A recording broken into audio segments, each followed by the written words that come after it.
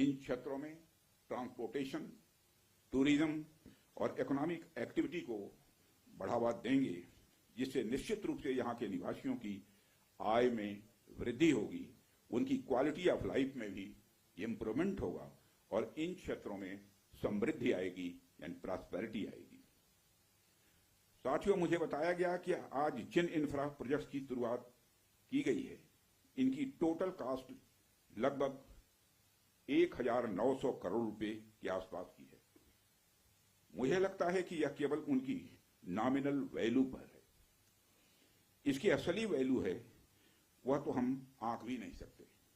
इन सड़कों के माध्यम से जब कोई बच्ची स्कूल जाएगी और अपना भविष्य बनाएगी तो उसके इंपैक्ट का आकलन भी हम नहीं कर सकते।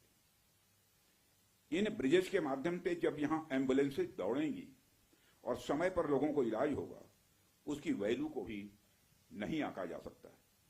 जब इन सड़कों के माध्यम से विभिन्न संस्कृति के लोग आपस में जुड़ेंगे या फिर एक दूसरे से जो कुछ सीखेंगे, उसकी वैल्यू कोई भी आंक नहीं सकता है।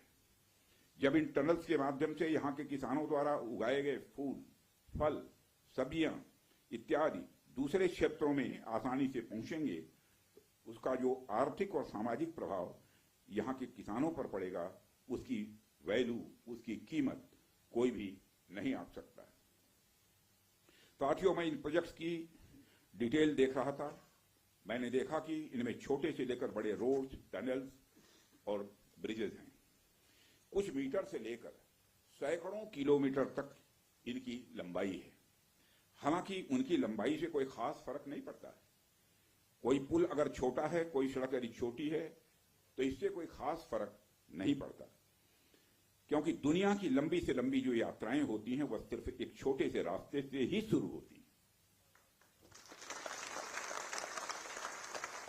इसलिए इन प्रोजेक्ट्स की कीमत, इनकी वैल्यू सिर्फ इस बात से नहीं आंकी जा सकती क्या फाइनेंशियली या फिजिकली कितना बड़ा प्रोजेक्ट है और यह कितना छोटा प्रोजेक्ट है।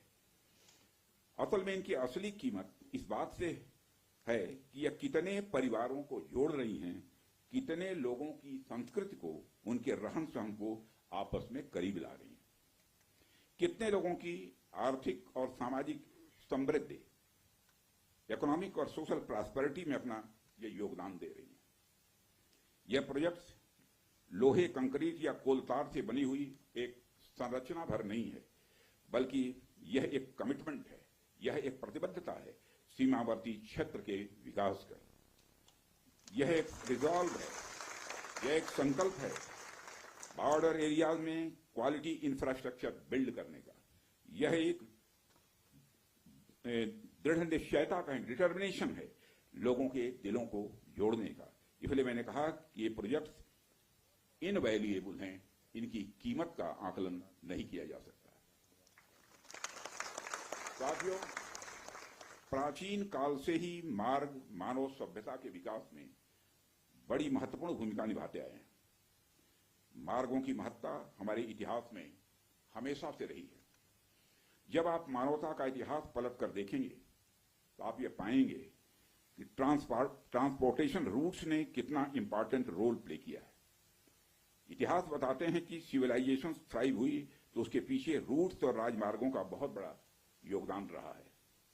कला, साहित्य, संस्कृति और विज्ञान का प्रचार प्रसार एक क्षेत्र से दूसरे क्षेत्र तक इन्हीं के माध्यम से फैलता है। यदि मैं भारत के संदर्भ में बात करूं तो मुझे यहां के दो इंपॉर्टेंट रूट्स के नाम स्वाभाविक रूप से याद आ रहे हैं। आप शायद उत्तरापथ और दक्षिणापथ के बारे में जानते होंगे या सुना होगा। उत्तरापथ और दक्षिणापथ हमारे इंडियन सब कॉन्टिनेंट के डिफरेंट रीजन्स को एक दूसरे से जोड़ने वाले धागे की तरह है। आप सोचिए, हजारों साल पहले जब संचार के इतने तेज साधन नहीं थे, तब आइडियाज और कल्चर, विचार और संस्कृति एक जगह से दूसरी जगह कैसे पहुंचते थे। पांड्य साम्राज्य का मोती और मदुरई का कपास आखिर मगध के पाटलिपुत्र में कैसे बहुत प्रसिद्ध हो गया। राजकुमार सिद्धार्थ से भगवान बने महात्मा बुद्ध की शिक्षाएं कावेरी पट्टनम तक कैसे पहुंच गई। संगम युग की मणिमैखली की चर्चा कश्मीर तक कैसे फैल गई? जब भारत में मॉडर्न पॉलिटिकल यूनिटी का कंसेप्ट भी नहीं आया था, तब से इन रूट्स ने सभ्यता और संस्कृति के विकास और आदान प्रदान में बहुत ही महत्वपूर्ण भूमिका निभाई है। यदि हम महात्मा बुद्ध के बाद के इतिहास पर भी नजर डालें, तब भी हमें यह देखने को मिलता है कैसे दूसरे क्षेत्रों से आकर लोगों ने भारत की संस्कृति को समृद्ध किया और भारत की संस्कृति से भी उन्होंने बहुत कुछ सीखा भी है। इन मार्गों का महत्व तब भी इतना ज्यादा था कि व्यापार के लिए समर्पित सड़कें बनाई जाती थी। आप जब सिल्क रूट के बारे में जानते हैं, आप सभी को मालूम है सिल्क रूट के बारे में, जिसने एक तरह से पूरे एशिया और मध्य यूरोप तक को कवर कर लिया था। भारत से भी उस सिल्क रूट का एक बड़ा हिस्सा होकर गुजरता था, जिससे न सिर्फ सामान बल्कि संस्कृति और विचार का भी एक्सचेंज, आदान प्रदान यह होता था। एशिया और यूरोप के बीच कल्चरल एक्सचेंज, सांस्कृतिक आदान प्रदान में भी सिल्क रूट का बहुत बड़ा योगदान रहा है। साथियों, सिर्फ स्थलीय मार्ग का ही नहीं बल्कि जलीय मार्ग का भी ह्यूमन सिविलाइजेशन, मानव सभ्यता में एक बहुत बड़ा महत्व रहा है। मेसोपोटामिया की सभ्यता के साथ हमारा व्यापार जलीय मार्ग से ही होता था। अरब के जो व्यापारी आते थे वह भारत में जलीय मार्ग से ही आते थे।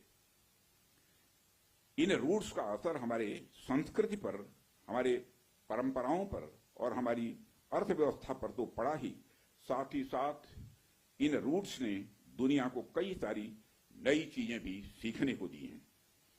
आप में से बहुत से लोग इस बात को जानते भी होंगे कि मानसून की हवाओं का जो कंसेप्ट है, और उसको सबसे पहले अरब के यात्रियों ने खोजा था, और वह कंसेप्ट तब खोजा गया था जब वह जलीय मार्ग से भारत में आते और जाते थे।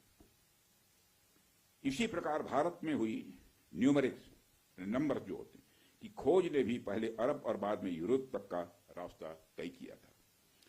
साथियों,